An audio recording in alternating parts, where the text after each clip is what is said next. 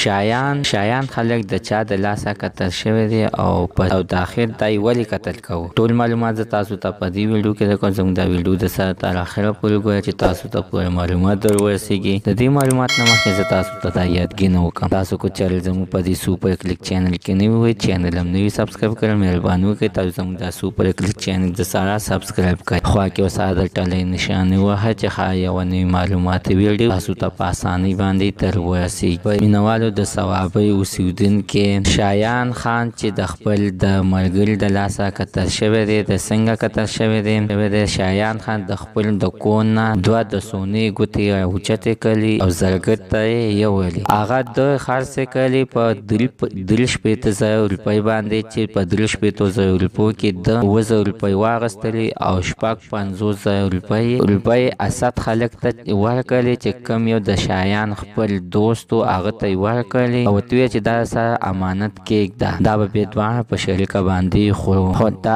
اسد خلک د پیسو ته ټینګ نه شولو او د پیسو د وجې نه یې شایان خلک یو خالي کور ته بوتلو او دویم چت ته یې وخېجولو او پانسي ورته ور واچوله او غریب یې ډېر سخت بې دردۍ سره قتل کړ. چې دا اصل ټایم کې قتل شولو نو اسد خلک د دغه ځای نه لاړلو، ووتلو، داسې بهر ووتلو چې پته ورته ولګېده چې خلکو خو خبر شول مړ شوی دی. نو د بیا په هسپتال کې چغې وهلې چې وایي زما ورور لاړ، وایي زما د زړه سر لاړلو. دی یې بیا ډرامه سازوله چې پولیسو د ده ډرامې ته وکتل نو دا یې ونیولو. عزتمنو اسد خلک اوس په جیل کې دي. داسې وخت راغلی چې په خپل یار دوست باندې موږ باور نشي کولی، په چا باندې باور نشي ساتلی. عزتمن د دغه د اسد خلک په خیر باندې ستاسو څخه ده چې ته ته د اخر اوس کومه سزا ورکړل شي. حتما سره خپل لاندې په کمنټ کې شریکه کړئ. زموږ د سره نننۍ معلومات د دې پورې د نوي معلومات لپاره د سره زموږ د سوپر کلیک چینل د سره سبسکرایب کړئ. خوا کې سره د ټلې نشانه وښایئ چې